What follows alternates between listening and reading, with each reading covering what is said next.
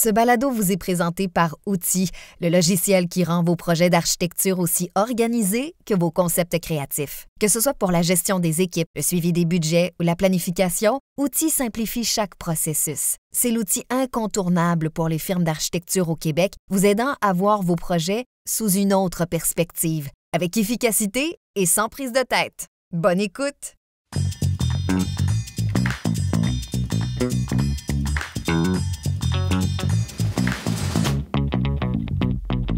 Dans les années 60-70, il y a eu un boom en architecture au Québec. Il y a plein de jeunes architectes, par exemple, qui ont eu des commandes incroyables, comme des stations de métro, Habitat 67. Il y avait de l'audace, de la créativité. Plusieurs s'entendent pour dire que c'était une très bonne période pour l'architecture au Québec. Est-ce que c'est encore le cas aujourd'hui dans les années 2000 ou est-on rendu davantage dans une architecture de production, une architecture de masse? Quelle place réserve-t-on à l'architecture dans les projets? Est-ce que c'est un métier suffisamment valorisé pour favoriser la qualité et la créativité? Bref, est-ce qu'on est dans une bonne période pour l'architecture au Québec? Je m'appelle Grégory Taillon. Et moi, c'est Marc-André Carignan. Vous écoutez Autre Perspective, notre balado signé Collectif.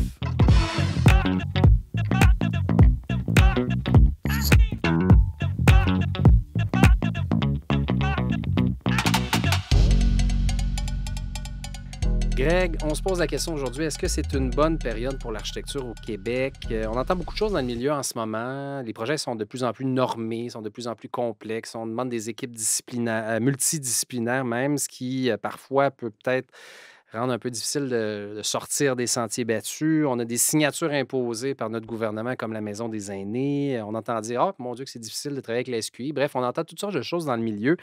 Est-ce que c'est une bonne période, selon toi, pour l'architecture au Québec? Ça, c'est une vaste question qu'on se pose aujourd'hui. Moi, c'est sûr que ma vision est limitée dans la période en 2017 et aujourd'hui. Je n'ai pas connu les autres périodes avant. Mais t'entends René, ta boss, ou Réal, chez évidemment Stage qui doivent te dire ouais, là, puis l'impression que j'ai, c'est qu'on s'en va peut-être pas dans la bonne direction. Mais ça, c'est ma vision peut-être pessimiste des choses. Évidemment, il y a des projets extraordinaires au Québec. Beaucoup de projets qui sont excellents. Mais quand on regarde le portrait global, quand on sort un peu des programmes, disons, atypiques, puis qu'on regarde dans l'architecture ordinaire, on se dit, est-ce que vraiment c'est ça l'identité du Québec? Est-ce que c'est ça l'architecture qu'on veut? Moi, c'est la question que je me pose. Mais aujourd'hui, on a des invités avec qui on va pouvoir en discuter. Yes, qui ont de l'expérience derrière la cravate. Ça, je suis content, justement. Je te laisse les présenter. Sonia Gagné est avec nous, architecte associée principale et VP conception pour la firme Provencher-Roy. Bonjour, Sonia. Bonjour. Et également Pierre Corriveau, président de l'Ordre des architectes du Québec. Bonjour, Pierre. Salut, Grégory. Bonjour, bonjour. On a donné un petit mousseux à Pierre. Là. Peut-être que le chapeau de l'Ordre va sauter à un moment donné, on verra. Ça se peut. Bon, justement, je vais vous poser la question de façon très générale. Juste à chaud pour partir, là, est-ce qu'on rentrera dans des éléments plus spécifiques, mais est-ce que pour vous, on est dans une bonne période pour l'architecture au Québec? Sonia? Bien, moi, je suis assez positive, je te dirais, en tout cas, chez nous.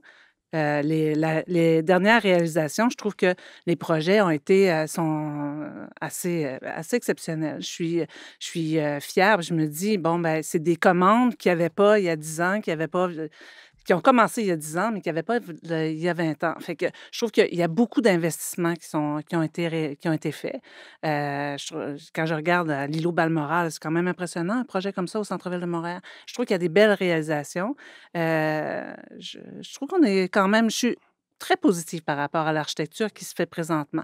On est mais beaucoup attends, plus... tu dis il y a des commandes qu'on ne donnait pas à une certaine époque. Mais... Je regarde l'effervescence des années 60, 70. Oui, 60, je connais moins. Oui, évidemment, 60, mais on voit aujourd'hui les résultats puis le patrimoine moderne. Oui. Qu'est-ce que tu veux dire? Il y a des projets qu'on ne donnait pas ou que... Ben, il y a eu des années, les années 90 et début 2000, il n'y avait pas de projet. Et, moi, j'habitais Québec, puis on me disait, on va aller à Montréal, on va faire une visite à Montréal, puis on appelait les firmes d'architectes des amis en disant, qu'est-ce qu'on pourrait aller voir comme projet? Il n'y en avait presque pas de projet par année. Maintenant, là, il y en a énormément et des excellents projets. Tu sais, l'Assemblée nationale, c'est incroyable d'arriver là, puis qu'il y a ces commandes-là, qu'on peut se permettre de faire ces projets-là. Il y a des projets qui sont peut-être moins intéressants, mais dans la globalité, là, en général, je trouve qu'il y a beaucoup d'investissements qui ont été faits. Je suis assez positive quand même. J'aimerais bien te dire que je suis d'accord, mais non, je suis tout à fait en accord avec ce qui a été dit. Et il y a une chose qu'il faut quand même faire, à laquelle il faut faire attention, c'est le contexte. On n'est pas actuellement dans un contexte d'effervescence idéologique. Ça, c'est clair. Au niveau de la société, notre société est presque amorphe. Disons les choses telles qu'elles sont, culturellement, socialement, etc. On n'est pas dans un boom. Quand tu parles beaucoup des années 60, j'y suis né. Alors, je suis né dans des années qui étaient effectivement effervescentes au niveau architectural, mais qui étaient surtout effervescentes au niveau social, au niveau culturel, au niveau économique. On était en pleine révolution culturelle. Il faut s'en rappeler, là. La révolution tranquille, c'est pas rien. C'est quelque chose qui a redéfini carrément le Québec, où on jetait à terre tous les vieux schèmes, puis qu'on disait tout à coup au monde, vous êtes libre de tout recommencer. Mais ça s'est adressé aux architectes aussi, puis ils ont agi, ils ont été là pour porter le bâton. À chaque fois qu'on nous a donné l'occasion, les architectes du Québec, c'est vrai, à chaque fois qu'on nous donne l'occasion de nous exprimer, on s'en sert. Et les années 60 ont été extraordinaires pour ça. Ont été 60 et 70 aussi. Il faut se rappeler la création des cégeps. Il y a des bâtiments extraordinaires qui sont nés de ça, qui sont, dans certains cas, décriés aujourd'hui. Beaucoup de brutalisme, beaucoup d'expressions peut-être un peu trop fortes au niveau de l'architecture, ne tenant pas suffisamment compte peut-être des usagers dans les années 70, 100 ans, mais quand même une architecture d'expression qui était très, très importante. Aujourd'hui, par rapport à ce que nous pouvons faire, je pense qu'on s'en sort, Sonia l'a dit, extrêmement bien. Quand on nous donne une commande, on a des beaux exemples. On parle je vais sortir des projets de Provencher-Roi, mettons, mais pour parler, par exemple, de la Caisse de dépôt ou des éléments comme ça, où tout à coup, il y avait des splashs, des projets de Dan, les HEC, le musée de Pointe-à-Calière. On en a eu, quand on nous donne l'occasion de faire quelque chose de bien, on la saisit. Mais il faut que, culturellement, il faut que les gens aient envie de ça. Et en ce moment, je garde un très bel espoir là-dessus aussi, sur cette notion d'envie, parce qu'il y a une décision qui a été prise dernièrement, on va en parler souvent, de la politique nationale, où tout à coup, on a pris en charge, on a reconnu qu'il y avait un problème, puis qu'il fallait l'encadrer. Et ça, probablement que ça va percoler jusqu'à ce que tout le monde va dire. Là, je fantasme absolument, là. Mais oui, parce qu'on en a vu des politiques sur le transport, l'électrification, le développement durable qui finalement ont été tablettés, puis là, le gouvernement change. Puis... Fait qu'on verra pour l'architecture. Ben, ça aussi, il y a une forme d'engouement qui est potentiel qui ferait que cette politique-là pourrait rester. Même si on changeait de gouvernement, mettons que on devait changer le gouvernement pour une raison électorale, ben, moi, je me ferais fort de rappeler au nouveau gouvernement qu'elle n'est pas née pour rien, cette politique-là. Puis elle n'a pas été... Elle n'a pas encore porté les fruits qu'elle devait porter. Alors, laissons-lui la chance d'avancer. Ça va être des années de travail, ça va être des années de conviction, ça va être des années d'enseignement, ça va être des années de reformation. Qui ne sont justement pas exactement la même urgence qu'on avait dans les années 60. En 60, je l'aurais dit, là, parce que vous en parlez beaucoup. On en parle parce qu'aujourd'hui, on a un patrimoine exceptionnel, puis des fois, on se pose la question, c'est quoi le patrimoine? En 2050, on va dire, c'est quoi le patrimoine des années 2020 ou 2025? Bon, peut-être l'Assemblée nationale, effectivement, il va y avoir quelques... Je pense que la tour risque d'être pas mal dans le patrimoine, j'espère. La tour du... Non, mais attends, tu as amené un point intéressant, puis là, je serais curieux d'entendre Sonia là-dessus, le côté amorphe de notre société qui fait que l'architecture, justement, est peut-être plus amorphe. Je serais curieux de l'entendre, de le définir, peut-être. Je pense Est-ce qu'on est plus dans une architecture de masse, une architecture de rapidité, une architecture de... Comment tu qualifies amorphe? On est dans une architecture rassurante. Si on parle justement du fait pourquoi y a-t-il autant d'architecture qui est presque analogue, toujours un peu semblable d'une fois à l'autre, c'est probablement parce qu'on a besoin d'être rassuré. On a besoin d'être rassuré parce qu'on a peur d'oser. On a peur d'oser parce qu'il y a un tel... on peut parler des règles de conception qui sont données, des directives pour la conception des écoles, des directives pour ci, des directives pour ça. On a des directives en tout parce qu'on a peur on a peur d'innover. Alors, à partir du moment où il y a cette peur-là qui est inscrite partout dans la société, ben, c'est ce que j'appelle un peu du statisme. Je ne suis pas tout à fait d'accord avec toi dans le sens où je pense que le problème qu'on a présentement, c'est les délais. On nous demande de faire des projets de 100 millions dans 8 mois, 10 mois de conception qui en prendraient peut-être beaucoup plus. Fait que je pense que l'idée là-dedans, c'est... le problème là-dedans, c'est la commande est forte et des fois, on doit prendre des raccourcis pour arriver dans le délai de réalisation, le délai de construction à la fin du projet. Fait qu'à un moment donné, oui, on pourrait pousser le projet beaucoup plus loin, mais on est pris dans des délais très courts d'exécution. Écoute, Oui, mais on dit pas loin de dire la même Ouais. chose, même si on n'est pas d'accord, parce que en fait, les délais, si on était convaincu qu'il faut aller plus loin, aller mieux, les délais ils s'ajusteraient. Les gens comprendraient qu'on ne peut pas réinventer, créer de l'innovation Ouais. avec des délais aussi serrés. Quand tu as des délais aussi serrés, tu vas à une solution qui est déjà établie parce que tu n'oses pas essayer quelque chose de nouveau, parce que ça va te demander des études, des recherches autres, puis tu n'as pas le temps de les faire. Alors, tu vas au mur rideau, tu vas Mais à la solution clé. durant la pandémie, qu'est-ce qu'on a fait? C'est qu'on a changé constamment de matériaux et de matérialité des projets parce qu'il y avait pas Il dans était l'approvisionnement, pas on n'avait pas les disponibilité, ben produits, oui. la disponibilité. Mm, mm. Et que c'est ça qui a fait en sorte qu'à un moment donné, tu regardes les projets et tu te dis, bon, ben, il me semble qu'il y a c'est un peu trop pareil et tout ça. C'était pas une mauvaise volonté de l'architecte ou quoi que ce soit. C'était vraiment, écoute, on fallait sortir ces projets-là très rapidement. C'est peut-être là il y a une faute ou une erreur. Moi, je suis très confiante pour les prochaines années parce que les jeunes ont la chance de travailler sur des projets gigantesques et des projets. L'expérience des jeunes, avant, dans ton bureau, il y avait une école, puis tu avais 10 personnes qui regardaient, qui pouvaient à peine travailler dessus. Maintenant, les projets ont rentré, nos jeunes ont travaillé, nos jeunes deviennent des chargés de projet avec beaucoup d'expérience, beaucoup de responsabilités, Plus beaucoup rapidement, plus ouais. jeunes. Je me dis, et cette expertise-là, parce qu'il y a beaucoup de travail, ben cette expertise-là, ça reste dans ces jeunes-là, puis ils vont être des excellents architectes. Écoute, tu as des jeunes de 30 ans qui font des projets de 100 millions, là, fait que c'est une belle...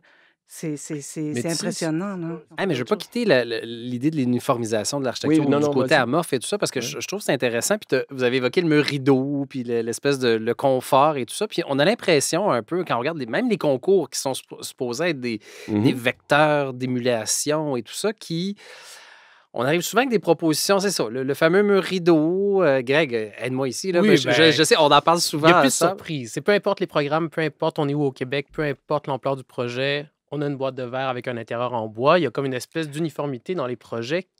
Comment on en est arrivé là? Puis est-ce que c'est problématique, en fait? Puis est-ce que ça a un impact sur notre identité culturelle, sur notre architecture? C'est pas une façon de faire qui était habituelle, disons, au On ne peut Québec. pas généraliser à tous les projets, évidemment, Non, c'est ça. mais reste qu'il y a quand même, on le voit on n'a pas de nom aujourd'hui, mais on le voit dans plusieurs projets, c'est ça, il y a des tendances, on va appeler ça des tendances.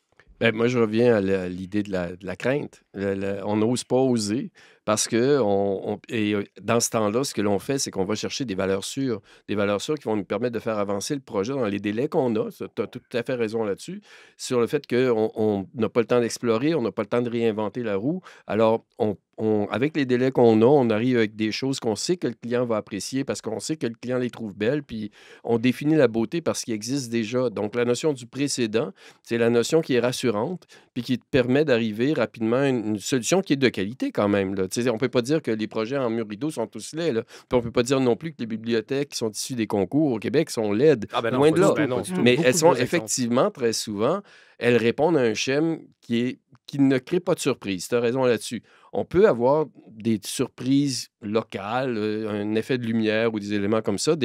On peut avoir un très grand bien-être, très souvent, qui n'est pas dû à la surprise, parce que la surprise, des fois, c'est aussi... ça peut être assez négatif, là, mais tu peux avoir des surprises qui sont extrêmement intéressantes. Puis ça, effectivement, dans le contexte actuel où tu n'oses pas, ben, c'est beaucoup plus difficile de l'obtenir. Mais des fois, c'est la commande aussi, là. C'est carrément écrit dans le programme qu'il faut l'utilisation du bois, il faut l'utilisation du bleu. Tu sais, il y a aussi la commande, puis le donneur d'ouvrage qui dirige des Mais choses Sonia, il faut aussi, absolument mais- pas entendre ce que je dis comme étant c'est de la faute aux architectes, parce que Non. c'est tout l'inverse. Mm. J'ai bien dit dès le départ, c'est la société actuelle. Tu sais, l'architecte, il fait ce qu'il peut avec ce qu'on lui demande, avec Absolument. ce qu'on lui donne, puis aussi ce qu'on lui demande de faire. Effectivement, si on te dit tu vas faire bois, bleu, aluminium, ben puis que tu es obligé de faire ça, ben tu vas faire bois, bleu, aluminium, puis ça va amener aux dérives que l'on connaît Ben oui, ben des oui. fois. Certains s'en sortent, mais d'autres... Mais en même temps, il y a des beaux exemples qu'il n'y a carrément pas de bois. Si tu penses au Balmoral, il y a 0 bois. Ouais, Puis effectivement. Ah oui, tu sais, ben oui, ben on t'a pas imposé bois, t'es avec non, le non, là, c'est ça. ben Mais voilà. tu sais, Mais Ben aussi, oui. beaux la exemples. qualité de À partir l'architecture au Québec, ça va au-delà de quelques bâtiments clés. Ouais. En fait, quand on parle de la qualité de l'architecture, ça couvre tous les programmes. Tu sais, on pourrait parler spécifiquement, disons, des immeubles à condos qui se construisent sur la rive sud, Ouais. sur la rive nord. C'est aussi ça, l'architecture. Puis est-ce que là, on voit de la qualité? C'est un peu ça la question aussi. Et j'allais dire banalité, mais une Ben, uniformisation. on est dans des du- matériaux Mais jetables. encore on est là, dans une oui, mais on architecture, généralise. Mais quand tu vas au Shop Angus Ouais. puis tu regardes le projet d'Edifica, ce qui a gagné un prix, Ben oui. Ah oui? mais je trouve ça magnifique. Puis il y a Ah des oui? beaux mais projets encore là, aussi, c'est hein. l'exception plus que la règle. Mais il y a des beaux exemples. Moi, je pousserais pour dire, regarde, il y a ces exemples-là, puis les promoteurs, ils peuvent se rencontrer puis dire, ben pourquoi Angus arrive à la SDA, arrive à faire des projets comme ça, puis à être rentable aussi. Ah Ben, oui, il y a tu le sais, promoteur. et il croit. Ah oui? C'est ça, il faut qu'on arrive à travailler en commun, puis à y croire au projet. Là, Mhm. puis, C'est vraiment un travail collectif, là. Si Ouais. on veut faire rehausser la qualité, puis la rendre générale, parce qu'effectivement, la qualité est là. Mais il faut se servir de l'exemplarité de cette qualité-là pour qu'elle percole dans l'ensemble des milieux. Et ça, pour que ça marche, il faut que la société le demande. Il faut qu'on le veuille. Puis ça prend de l'éducation, ça prend du travail qui nous reste à faire. Les architectes sont en partie des fois responsables du malheur, de notre propre malheur, quand ils définissent la qualité comme étant ce qu'eux veulent et non pas ce que le public, ou du moins ceux qui vont recevoir la chose, vont pouvoir apprécier plus tard. Quand on parle d'appropriabilité, de flexibilité, ces éléments-là, c'est pas toujours la première valeur chez l'architecte. La première valeur, très souvent, malheureusement, va être la beauté de la photographie, la beauté du lieu, etc. Mettez-le entre guillemets, mais il reste qu'on a ce défaut-là. Si on Le en côté un a peu un, tape à l'œil, là. si on a un défaut qu'on doit absolument corriger, c'est celui-ci. Maintenant, est-ce qu'on a la capacité de donner ça dans tous les projets, puis même ceux qui répondent extrêmement bien au projet, et surtout ceux qui vont être pérennes dans le temps parce que appropriés par les individus qui l'utilisent, ben ça, c'est une valeur extraordinaire. Si on est capable de créer ça dans le moindre modeste projet que l'on fait, de créer un projet qui est appropriable, puis dont les gens vont avoir envie d'entretenir pour qu'il reste dans le temps, puis qu'il évolue avec eux, ben moi, je pense que ce sera déjà un très, très grand prix. Mais je serais curieux de vous entendre sur la question des budgets parce que c'est vrai, il y a une époque pas si lointaine où on disait beaucoup, puis encore aujourd'hui, on est bon au Québec parce que comparativement à Toronto, comparativement ailleurs dans le monde, les architectes québécois font plus avec moins et tout ça. Puis c'est vrai, puis on l'a vu beaucoup, mais là, avec la pandémie, puis l'explosion des coûts, puis le marché, l'espèce de saturation du marché, puis là, le gouvernement qui pousse tellement vers des projets publics que là, ça crée des surchauffes un peu partout. Est-ce que l'élastique n'a pas pété? C'est-à-dire qu'à un moment donné, oui, on peut faire plus avec moins, mais là, les budgets n'ont pas nécessairement suivi l'inflation puis les hausses de coûts. Donc, est-ce qu'on est arrivé à un point de rupture? ben, ça demande aux architectes, je pense, beaucoup de flexibilité, puis il faut arriver à convaincre. Il faut vraiment se battre pour garder certains éléments qui sont essentiels au projet. Ça a peut-être aussi enlevé des bébelles sur les façades qui sont complètement inutiles, puis de revenir à un beau projet simple et élégant, tout simplement, là. Moi, l'idée du mur rideau, j'aime ça, ça fait rentrer de la lumière naturelle. Puis d'avoir un seul matériau, ben, tant mieux, parce que tu ne te ramasses pas avec une espèce Non, mais de la pizza. sobriété a ses qualités, là. On va en Absolument. parler à Pelletier de Fontenay et d'autres bureaux, là. Oui, oui. Ouais. Oui, mais effectivement, pas loin de ce que tu dis, ce que l'on doit faire, c'est aussi inverser le paradigme. On doit faire moins avec plus dorénavant. On doit créer de l'architecture qui va à l'essentiel. Parce que c'est cet essentiel-là, ce que je disais tantôt sur le Lego, la photo, tape à l'œil, etc., c'est cet essentiel-là, c'est ce dont on a besoin. Et c'est quand on donnera ça aux gens qu'ils vont comprendre que l'architecture est essentielle, elle aussi. Si on donne l'essentiel, les gens vont comprendre que l'architecture est essentielle. Mais si on fait des falbalas puis des fioritures, comme Sonia dit, ben là, on va se retrouver avec des gens qui vont remettre en question ces affaires-là parce qu'elles ne sont pas nécessaires. Puis elles vont mal vieillir et surtout, elles ont été énergivores. Elles ont demandé des matériaux inutilement, etc. Et elles ont fait augmenter le budget. Là-dessus, je ne suis pas en train de dire que les architectes sont responsables de l'augmentation des budgets de construction parce que c'est loin d'être ça. Ben non, Très, très loin d'être ça. Effectivement, on trouve de très bonnes solutions, on trouve de très beaux exemples. Quand on analyse les plans, je regarde des plans d'architectes des fois, puis c'est éloquent, là. Des fois, on se dit, mais pourquoi il a mis ça à côté, là? Pourquoi il a rajouté ça? Parce que le plan est tellement intelligent, il est tellement beau, est tellement parfait que tu te dis, si s'en était tenu à ça, on aurait quelque chose d'extraordinaire. Que les élévations qui sortent de ça soient l'expression même de la qualité de ce plan-là. Ouais. On serait... Puis vous le faites souvent, là, Sonia. Il y a des endroits où vraiment les qualités sont là. Mais Mais avant, bon, c'est ça, quand tu as un budget qui est assez généreux, tu peux faire de la conception et tu te laisses aller. Mais à partir du moment où on te coupe ton budget, l'architecte, il essaie de se rattacher à quelque chose pour triper, là, pour faire de la conception. Et oui, là, on va parler d'expérience, on va parler de parcours, on va parler d'accessibilité. C'est oui, comme si on a voulu se rabattre sur des éléments essentiels de notre pratique et tout ça. Puis je trouve que ça commence à paraître. Des choses qu'on ne parlait pas avant, mhm, l'expérience du client, l'expérience du visiteur et tout ça. On en parle beaucoup beaucoup. maintenant. Parce Ouais. qu'on se rattache, on n'a plus tellement de budget sur l'enveloppe, on se rattache à Ben l'expérience, ouais. la lumière naturelle, Mais on tu le essaie des sens, ça, tu le sens parcours. autant en privé qu'au public. Tu dis, on a moins d'argent Ouais. pour l'enveloppe et tout ça. Donc, c'est cette question budgétaire. Est-ce que vous le sentez dans la Mais je trouve qualité de qu'on s'en l'expérience? tire tellement bien. Je regarde dans les centres avec la SQI, des donneurs d'ouvrages plus publics. Je regarde l'hôpital Sacré-Cœur. Ça a gagné des concours internationaux. Là. Tu sais, c'est Oui. pas rien. Là. C'est, Mhm. Ça a été un euh, des projets du mois collectif, d'ailleurs. oui, Oui. mais C'était tu vois, magnifique, c'était c'est un, magnifique. Avec c'est Yael un Maillet, je sais pas hôpital. quoi. Oui, c'est avec Yael Oui, Maillet. puis il y a 20 ans, quand on parlait d'architecture hospitalière, là, même chez nous, là, nous, on en faisait. Et puis c'était dans mon ancien bureau. C'était comme ah non, pas les hôpitaux, je ne veux pas faire ça. Ils ne voulaient pas faire ça. Puis aujourd'hui, ben oui, on dit, on va faire Sacré-Cœur, on n'a pas travaillé dessus, mais sur d'autres projets, Ouais, les gens se sont emballés de travailler sur l'hospitalier ouais. parce qu'il y a Moi, ça fait 3 fois que j'entends des gens qui ont été malades, vraiment malades, puis qui se sont retrouvés au CHUM. Puis ils reviennent de là, puis ils me disent « Hey, j'ai assez hâte d'être malade. » là. Ben, parce que c'est pas si tape à l'œil que ça, le CHUM, mais les Non, chambres non, sont... il y a Puis une la qualité. lumière est belle, Ouais. les vues sont belles, les gens sont bien, il y a une insertion, et ils disent tous, ils me parlent pas des soins, ils me parlent Par toujours de la l'architecture. qualité du L'architecture. lieu. Et ça, Mm. pour moi, c'est une expérience qui est très, très belle, qui est très Révélatrice, intéressante. ouais. Ça veut pas dire que c'est la seule solution, mais le CHUM, je le donne en exemple, ça exprime effectivement le fait que des gens se sont posés la question sur... Il y a des gens malades qui ont besoin d'être guéris par l'espace dans lequel ils vivent. Ils l'ont travaillé, ils ont eu cette vision-là, puis ils l'ont rendu jusqu'au bout. Mm.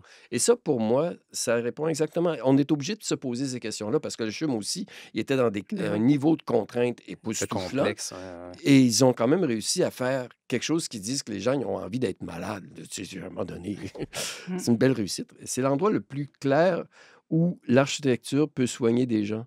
Et après ça, ben, tu percoles, puis tu dis, ben, dans l'habitat aussi, dans le logement aussi, va jusqu'au logement social. On a des responsabilités de créer des lieux dans le logement social où des familles, on l'a bien vu pendant la pandémie, là, moi, j'entendais des histoires d'horreur de familles qui étaient reclus dans un appartement 3,5 à 5 et pas de balcon, etc. C'était Ouais. des lieux non pensés pour habiter, mais des lieux pensés seulement pour entreposer du monde. Ça, pour moi, Moi, ça on ferait m'a plus fait ça. peur parce on a passé d'une période où les condos, il y en avait beaucoup, puis l'architecture est intéressante de certains condos et tout ça. Et là, quand c'est arrivé le logement abordable, où on disait, ben, on va répéter tout le temps le même bâtiment, Ah non. là, tu as quand même des développeurs que non, ils sont pas prêts à ça. Tu as quand même des architectes qui disent, non, on ne veut pas ça, puis on va vous Mhm. proposer, Ouais, on le va fameux plan initier unique, des là. Ah ouais, le idées plan et unique. tout. Ça a été proposé Fait pour que- les écoles secondaires, d'ailleurs. Je me souviens avec Éric Pelletier nous en parlait, qui a travaillé chez Lemay et tout ça sur les écoles secondaires.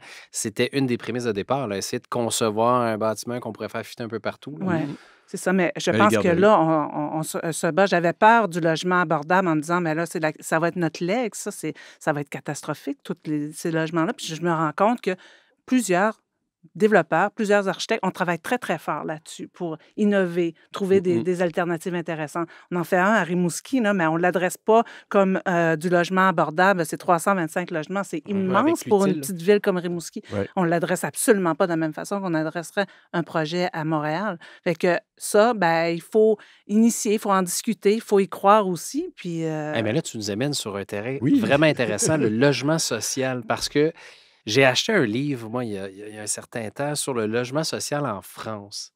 Je veux dire, j'habiterais n'importe quand Ouais. dans ce Ben type oui. de logement-là. Tu vas au Danemark, tu vas un peu partout. Il y a des logements sociaux en Europe qui sont fantastique.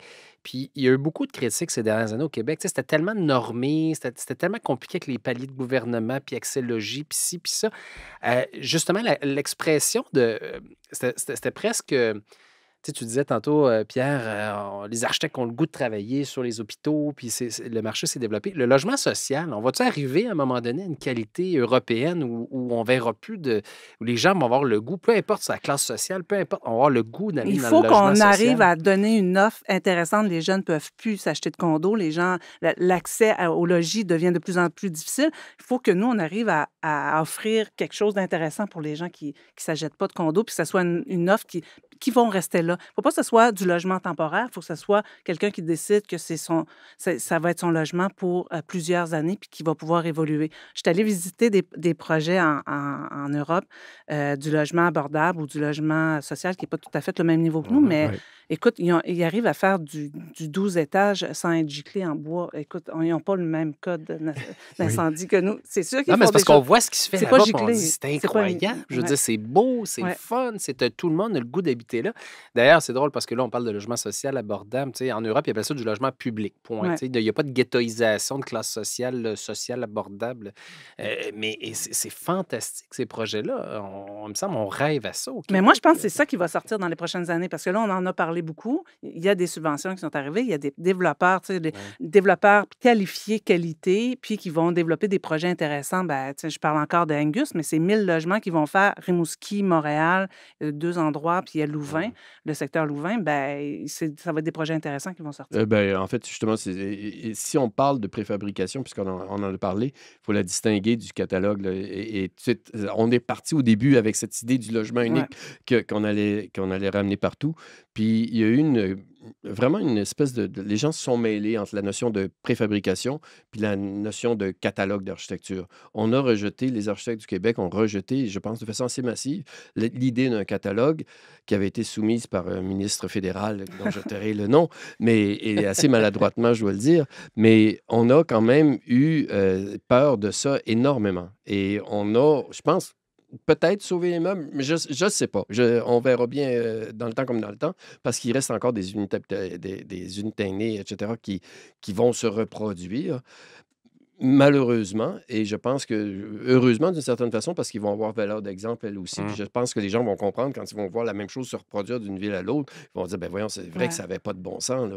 Mais ce qu'il y a d'intéressant, c'est que la préfabrication, à contrario, elle permet de l'efficacité, elle permet toutes sortes de choses et elle ne réduit pas les qualités architecturales d'un projet. Moi, à l'époque, avec Dan, on avait dessiné la petite Bourgogne, puis les habitations Kennel dans la petite Bourgogne, et c'était des unités préfabriquées qui étaient livrées sur le chantier, qui amenaient une rapidité d'exécution exemplaire, puis qui donnait un résultat qui était quand même pas si mal, là. Mais il y a Mais ce quand- fantasme gouvernemental, la vitesse peut aller plus vite. Puis là, quand on parle du modulaire et du préfabriqué, on veut aller plus vite, on veut sortir Mais des il n'y a pas de logements perte, et il y a tout pas ça. de perte de qualité. Il y a même des avantages à la Mais préfabrication. tu ne peux pas le quand faire c'est dans pour ça. tous les projets. Ben Quand non, tu as justement. 300 logements, tu ne penses pas à y aller C'est parce avec que du Sonia, préfab. Par dès le contre, départ du balado, tu disais on nous pousse vers des Ouais, délais qui n'ont ouais. plus de bon Ah sens. ouais. Puis là, on dirait que les gouvernements, ils fantasment vraiment vers ça en ce ouais, moment. ben on les trouve, les solutions, certaines solutions. La préfabrication, moi, je suis d'accord, pas nécessairement pour l'ensemble du Pas logement, toujours. mais ça peut être une partie du logement. Ça peut être Oui. Fait que ça, on arrive à Les fameuses peut-être aller toilettes plus d'Habitat vite. 67, là, la salle de bain Ouais. là, qui arrivait préfabriquée, pouf. Oui, Mais ben, dans ça peut être une solution. L'habitat On le 67, c'est travaille. tout le bloc qui arrivait préfabriqué. Le bloc, mais il y avait la toilette aussi qui était préfabriquée dans le Elle préfabriqué, était je moulée. crois, là. La Elle était toilette moulée. était Ah, c'est ça, moulée moulée. dans À chaque préfab. projet, Oui. on nous dit, même ces projets hospitaliers, là,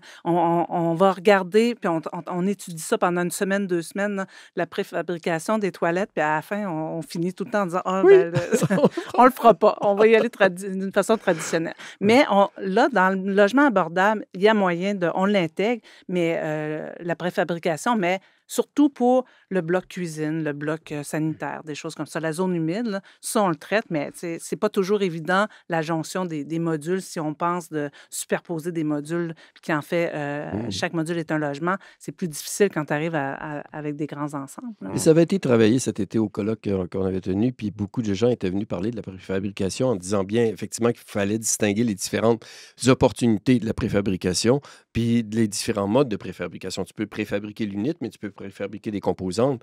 Puis on avait une présentation, je pense que c'est Laurent McCumber qui avait fait une présentation d'un projet, puis il avait montré toutes les vertus de la préfabrication dans son projet. Puis la chute de son truc, c'est là, on commence un autre projet de logement social, et celui-là, il ne sera pas préfabriqué.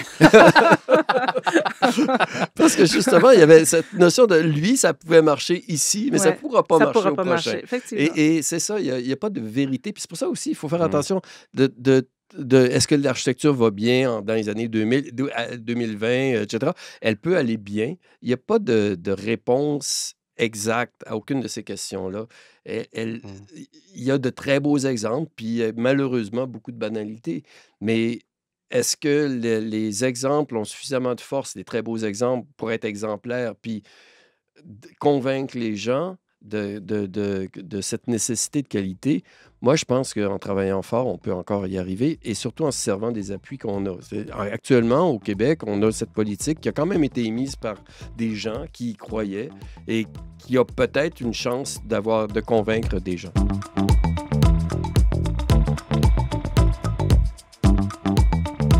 Allez, on va y aller avec la question de Greg, la fameuse question de Greg. C'est quoi la question de Greg? On te laisse aller, mon cher. Oh boy! Ben, en fait, puis on en a parlé un peu tantôt, mais historiquement, au Québec, notre architecture plus traditionnelle est souvent monomatériaux. C'est des maisons en bois, des façades en pierre calcaire, des immeubles industriels en briques. Mais là, ces dernières années, il y a une tendance vraiment à multiplier les matériaux, souvent dans les immeubles à condos, mais dans d'autres programmes aussi. Parce que là, on dirait vraiment souvent une pizza à l'adresse. Tout le catalogue, toute la bibliothèque technique. On va parler du CHUM tantôt, on va parler du CUSM, là, mais ouais, c'est ça. Ça, c'est des couleurs. C'est le même matériau, c'est juste la couleur. Oui, exact. Mais qu'est-ce qui explique ça? Puis est-ce qu'il y a des enjeux liés à ça? Est-ce que c'est une bonne voie à prendre, cette multiplication des matériaux-là sur les façades, autant d'un point de vue identitaire, mais aussi d'un point de vue de durabilité? Ça multiplie les jonctions, ça multiplie les matériaux vieillissent différemment. Non, mais moi, je suis d'accord avec ce que tu viens de dire. Moi, ça me fait peur, la tonne de matériaux, des fois, qu'on peut mettre sur le même projet. J'ai l'impression que c'est qu'on essaie de... Je sais pas, on essaie de cacher un mauvais concept. Souvent, on dit que c'est pour dynamiser les façades. C'est souvent l'argument qui sort. Oui, mais moi, je trouve que ça ne fonctionne pas nécessairement, mais écoute... Moi, je pense que la façon de dynamiser une façade, c'est d'avoir l'intelligence de jouer avec la lumière, de jouer avec les vues, de jouer avec les formes. C'est la seule façon de dynamiser une façade. Le reste, c'est presque du parjure architectural. Cosmétique. On a des projets qui sont des très, très grands. Je pense à l'Université de Montréal, le projet de Mancast. C'est un grand bloc de verre, mais c'est tout à fait magnifique. Le campus 1000? Le campus, ça fonctionne. Je ne comprends pas. C'est quand même une forte tendance. Oui, puis je ne le comprends pas. C'est beaucoup dans le privé, peut-être un peu plus. Ou Dans le logement, effectivement, il y a comme un besoin... non, j'allais donner un exemple que je ne donnerai pas, mais... Vas-y, Pierre. Je te resserre un verre de mousseux. Mais non, encore une fois, c'est une question de facilité. Si tu veux dynamiser, tu mets beaucoup de couleurs, puis tu montres aux gens, regarde, ça bouge, etc. Puis là, tu dis, c'est dynamique. Mais tu sais, le palais des congrès à la façade qui donne sur le parc européen, il est coloré, il est très beau. C'est un mur rideau coloré, puis c'est beau depuis 20 ans, ce projet-là. Oui, mais la couleur n'est pas nécessairement mauvaise, mais c'est le même matériau, puis c'est utilisé de façon conséquente et cohérente. Ouais. Et ça, encore une fois, il y a une chose que je dis toujours aux gens sur la qualité d'un projet. Des fois, les gens ils restent un peu surpris quand je le dis, mais quand je regarde un projet puis je dis « Hey, c'est niaiseux », pour moi, là, c'est la plus belle qualité que je puisse dire à quelqu'un. Tu as réussi à faire quelque chose qui ne nous apparaît pas être un effort. On ne dirait pas que tu as travaillé pour arriver à ça. Ta réponse répond à un problème qu'on sait qui est complexe. On sait que la question posée était énorme et que tu avais des contraintes extraordinaires, mais tu nous arrives avec une solution simple, transparente, claire, évidente. Et là, mettez plein de majuscules au mot niaiseux parce que moi, je le trouve magnifique, ce mot-là. Mais c'est drôle parce qu'on en parlait avec René Daou dans un autre épisode qui nous disait, elle s'est déjà fait dire dans le passé que, puis on dirait qu'on a peur de la sobriété au Québec, je vais vous poser la question après, mais essentiellement, elle s'est fait dire, ça manque de punch ton architecture, ça manque de... Ça manque de wow, on a perdu un peu le concours à cause de ça. Puis là, elle s'est défendue en disant, mais non, mais regardez Porsche avec la ligne, avec ci, avec ça, c'est intemporel, c'est ci, c'est ça. Est-ce qu'on a peur de la sobriété au Québec?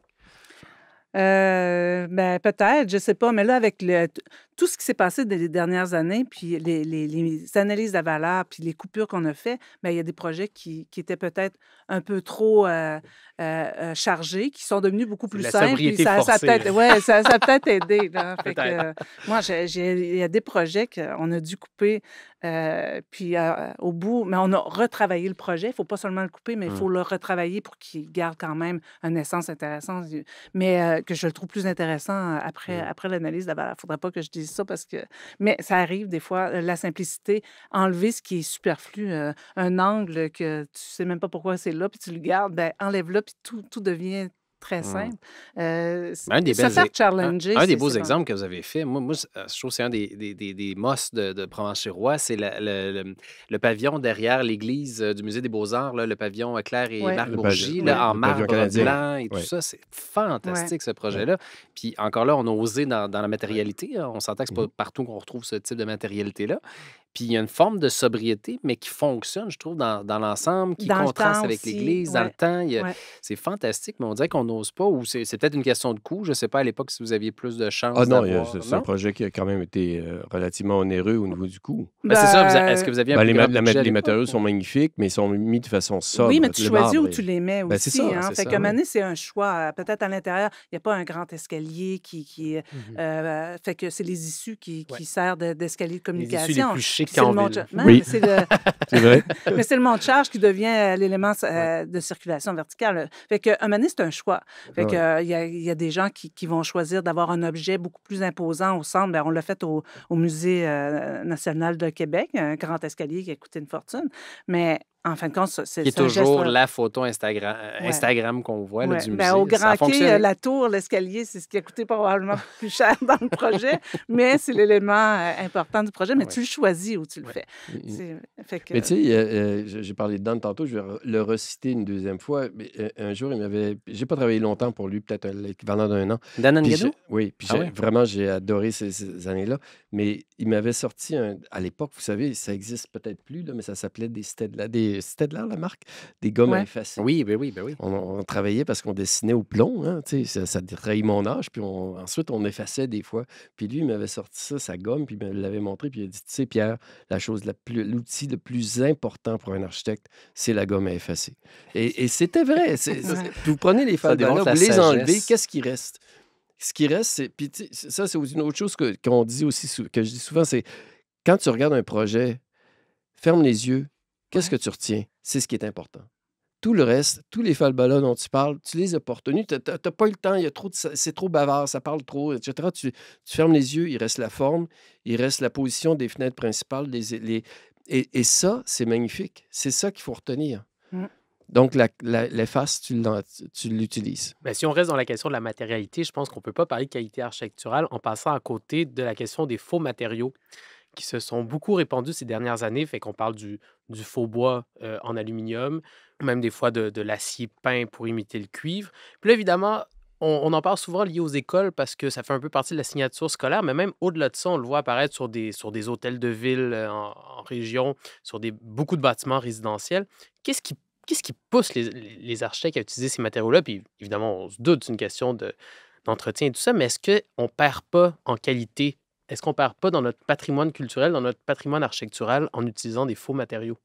Oui, on perd. On n'a pas besoin de ça. C'est encore... Tu sais, mettre une imitation de bois sur un panneau d'aluminium, pour moi, c'est du falbala. Le rajout de la lisse du côté faux bois sur le panneau d'aluminium, c'est inutile. Alors, Mais est-ce que mettez-le c'est pas. pas à cause d'une exigence gouvernementale qui fait Ouais. qui pique le Mais code c'était- de bâtiment, les écoles, on pourra en parler, Sonia, Mm. qui ne correspondent pas? En fait, on nous demande du bois, mais finalement, le code de construction ne permet pas d'en faire autant qu'on le souhaiterait. Pas seulement Puis le là, code. on est pris à mettre du faux bois parce que le code... Je pense qu'il n'y a aucun architecte au Québec qui va être heureux de faire ça, là. On est tous d'accord avec ça. C'est vrai que le matériau comme tel, il n'est pas inintéressant. C'est ce Exact. qui ont copié C'est dessus l'impression, ouais. le faux Ben, bois c'est ça. qui nous horrifie tous. Mais c'est vrai que c'est plus périn, c'est facile à installer, c'est facile à trouver. Écoute, il y a beaucoup de facilité à utiliser ça. Mais il n'y a aucun architecte qui est confortable avec ça, là. Puis même si En fait, qu'on j'en le ai fait en installé... dépit d'eux, là. Ben, Ben, si je l'ai fait, j'en suis encore très malheureuse, là. Tu sais, je veux dire, faut assumer tout ce qu'on fait, mais écoute, Non, mais on s'est posé la question parce que collectif, des fois, on reçoit des On le voit projets, beaucoup. écoles ou autres, qui justement présentent des faux matériaux. Mais là, on s'est posé la question, est-ce qu'on publie malgré tout ce projet-là en publication régulière ou autre sur nos réseaux sociaux? Parce qu'en même temps, on se dit, on a une responsabilité de publier la qualité. Puis là, est-ce qu'on veut promouvoir ce type de... Mais effectivement, à partir du moment où tu as, un client qui regarde le bois bleu aluminium puis qui dit je veux du bois bleu aluminium dès la façade, puis là tu dis je ne peux pas mettre du bois sur la façade parce qu'il va pourrir, puis de toute façon c'est un illogisme, mais que le client en question, le gestionnaire, ne revient pas sur les causes, les raisons même de cette demande-là. Ouais. À la rigueur, puis il faut revenir à la notion de signature architecturale, il y avait vraiment un très, très beau travail, puis ça, je l'ai déjà dit, un très beau travail qui avait été fait pour ce que l'on voulait faire des écoles. Qu'est-ce que l'on devait obtenir? On devait créer des lieux, on aurait intérêt à utiliser des matériaux locaux. Le bois a une richesse, amène une Une valeur fierté. etc., etc. Il y avait là, tout était défini. Puis là, tout à coup, on a décidé que ce document qui faisait 40 ou 50 pages était trop long. Puis là, on a essayé de le résumer à 2-3 pages. Puis là, ben, dans ces 2-3 pages-là, c'était écrit on pourrait mettre du bois. Par exemple, on pourrait mettre du bois en façade ou des éléments comme ça.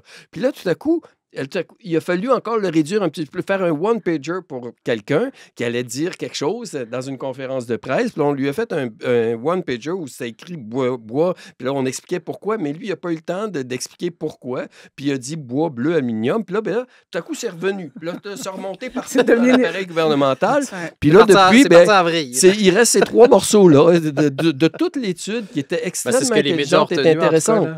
Ouais. Et c'est ça qu'il faut, nous, comme architectes, revenir à la raison, à l'étude initiale, dire pourquoi on met du bois?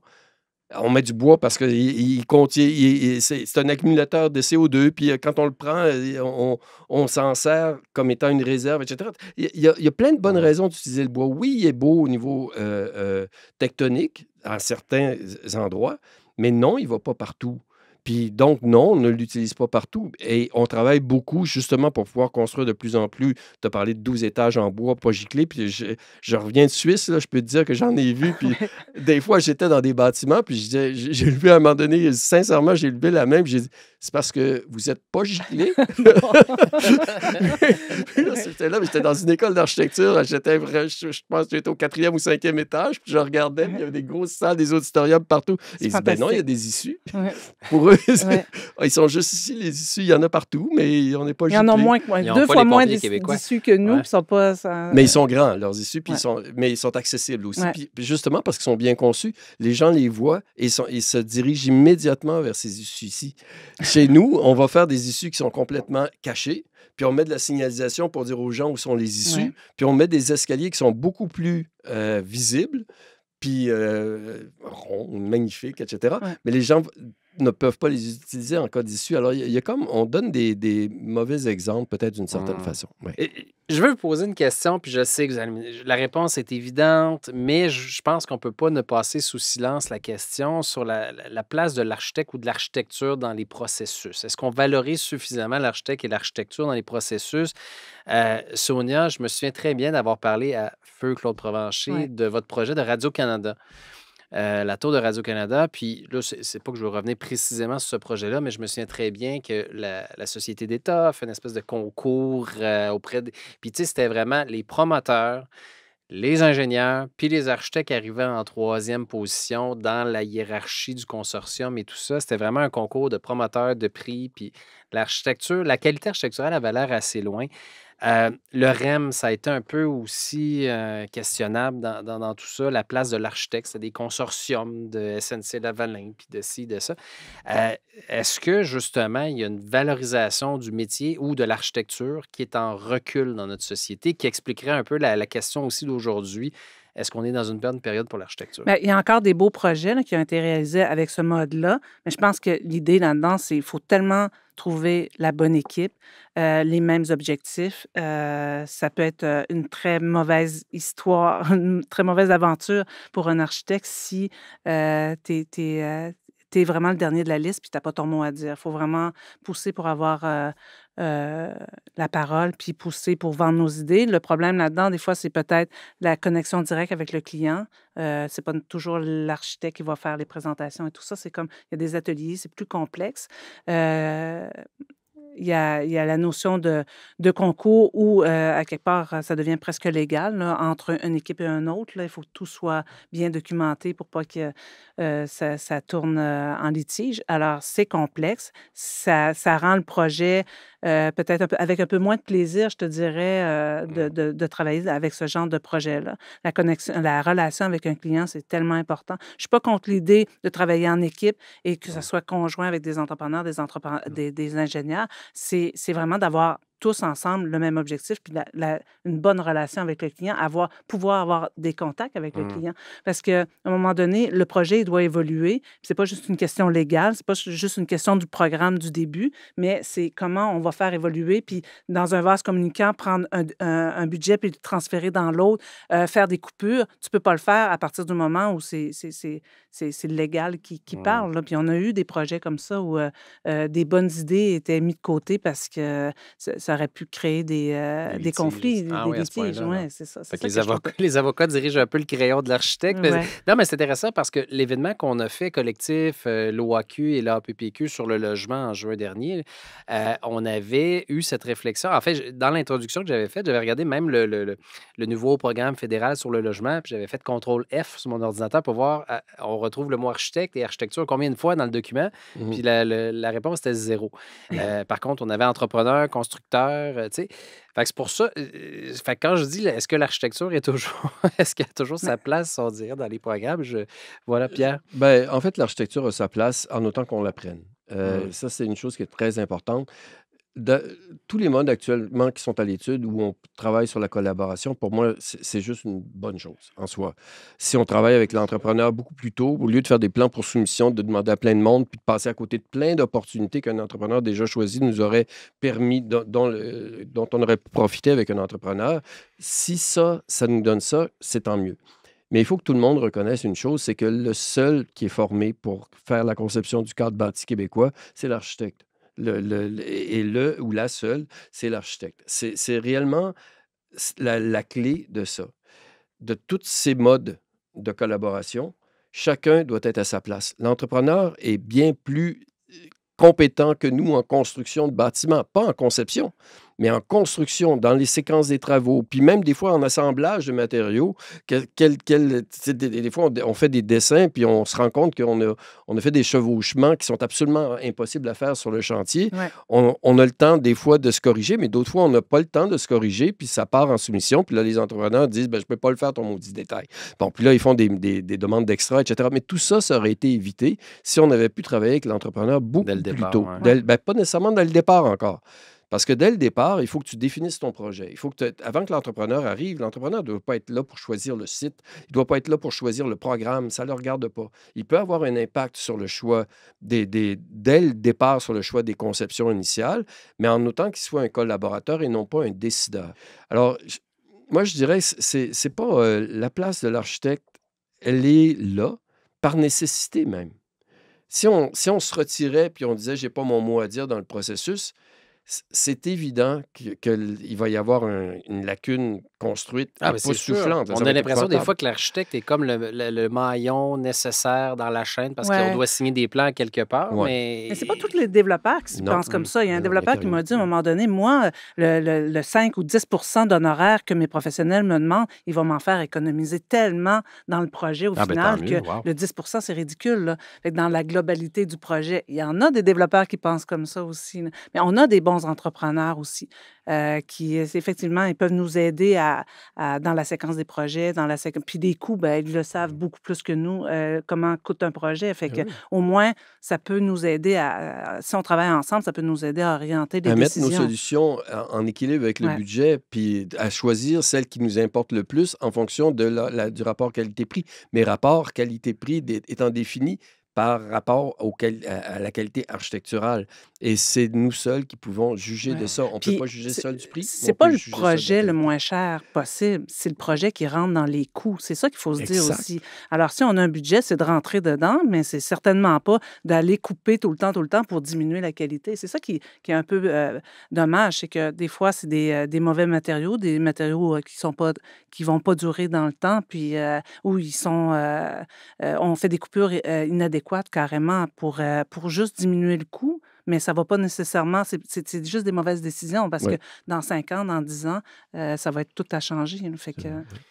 En terminant, fondez-vous beaucoup d'espoir sur la politique nationale d'architecture et d'aménagement au Québec, là, la PNAT, dans la mesure où, bon, là, pour l'instant, on a vu un peu le plan d'action, on sait un petit peu où ça s'en va, on est supposé nommer un architecte ou un bureau de valorisation de lobbying auprès du gouvernement. Bref, fondez-vous beaucoup d'espoir pour justement augmenter la qualité au Québec. C'est sûr que c'est un bon point dans la mesure où il y a un éveil, il y a une conscience, il y a un intérêt. Est-ce que vraiment Moi, je c'est un pense plan que tout le qui va frame est percoler? là.